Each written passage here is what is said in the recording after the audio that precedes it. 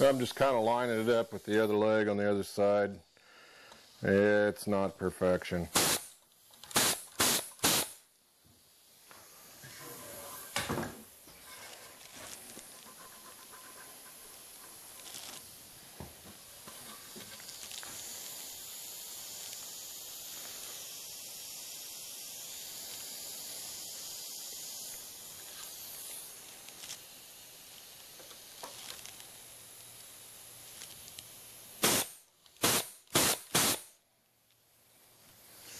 And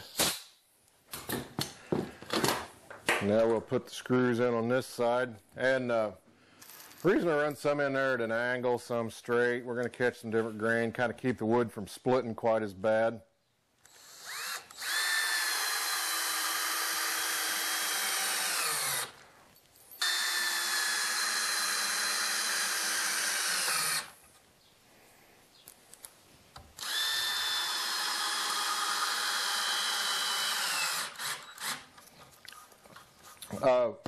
These screws that I'm using, these are a construction screw. I don't know if we can kind of get a close shot of that. They're pretty cool screws. They're a galvanized screw, and they've got an auger tip on them. And what this does is it actually drills the hole for the screw as it goes in. These are just tough as all get out. They're not like a sheetrock screw that'll snap off if you get them too tight.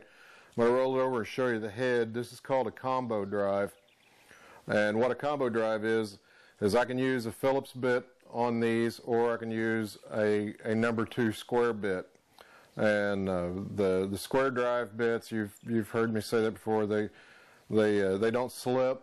You're not going to round out the screws or anything. Great screws. Available in a lot of places. Another feature that these have, you didn't know there was so much to know about a screw, did you? There's little nibs on the bottom side of the screw head here. There's 4 or 5 little nibs on the bottom side of the screw head. And what that does is when the screw goes in, it self-countersinks itself. It doesn't wool up the wood or anything. It actually rubs a little bit of the wood off as it goes down and allows you to put it down below the surface of the wood without using a countersink drill or anything like that. Pretty cool screws. Alrighty, we got the legs on this thing. Let's set it up, and for all practical purposes, the sawhorse it's ready to use. It's sitting on all 4 legs for the most part. It's going to, by the time you put weight on it, it's fine. So what we're going to do now, we're going to come across the ends here. We're going to hold up some chunk of 2x4 and make some marks on it. And we're going to put one on each side of the legs underneath the beams and screw those in too. Okay, we're going to cut our braces off, and these are going to be 7 1/4 inches to the long point. That's the bottom cut that we're going to have, and the cut's going to be 22.5 degrees again to match the angle of the legs. So I've got my miter saw set here at 22.5 degrees. Measure down here 7 1/4.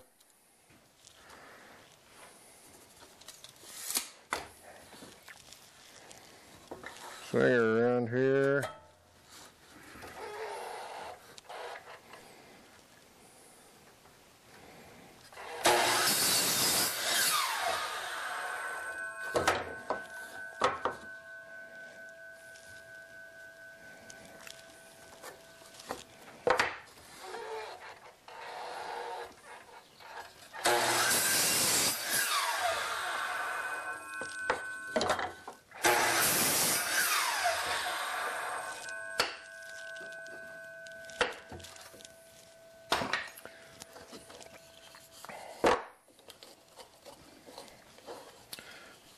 And we got our braces all cut now. We're going to walk back over here, and I'm going to pop these on with the nail gun just like I did the legs.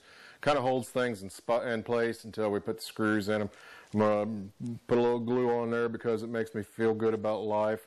And here we go. Okay, we're back over here at the assembly table, and I'm going to smear a little glue on our braces. And plug my leaky air hose back into the gun.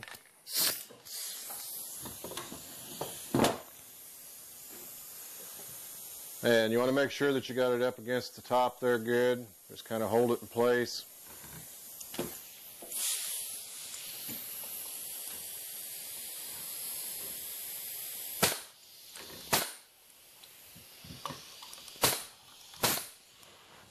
And we're going to go ahead and pop all these on while we're at it here.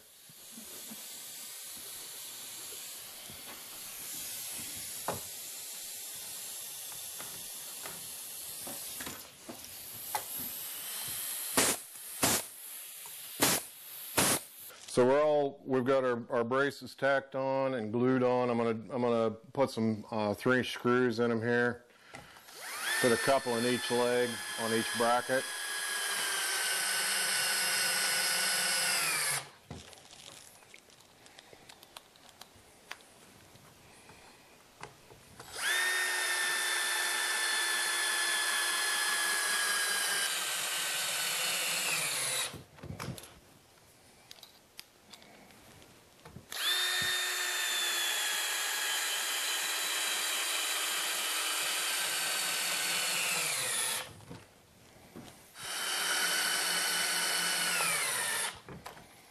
And there we are.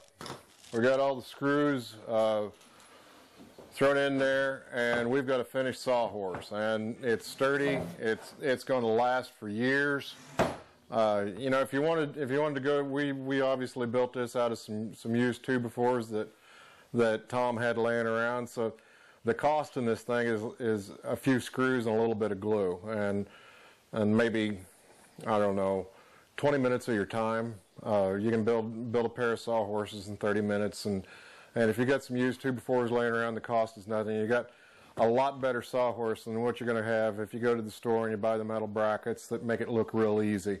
It really doesn't get much easier than this. This is pretty simple, and they're going to last. And if you wanted to, you could go buy treated lumber and make them out of treated lumber if you wanted something that was you're just absolutely going to leave outside and have them weathered. If you wanted to, you could cut off the bottoms of the legs so that they're flush with the ground. There's really no point in doing that. It's a sawhorse.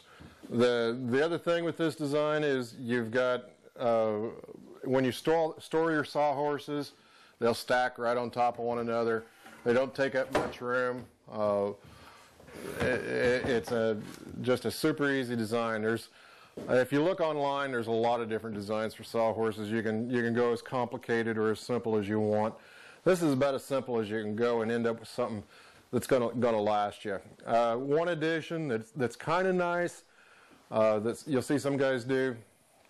You can put another board underneath your brackets to span the length of it, and put some holes in it if you want to put screwdrivers or hang your tools or something like that, or your hammer or whatever on it. It'll add a little bit of rigidity to the sawhorse, putting another board underneath here, not enough to mount anything. It's basically going to hold anything that you stick on it as it is. And that's about the size of it. I hope y'all can this is just a common sawhorse design. I hope you can whoop some of these out, and the show do you some good. So anyway, that's it for today. I'm Jace Weber. This is North Missouri Woodworking on CVTV. Thanks for watching.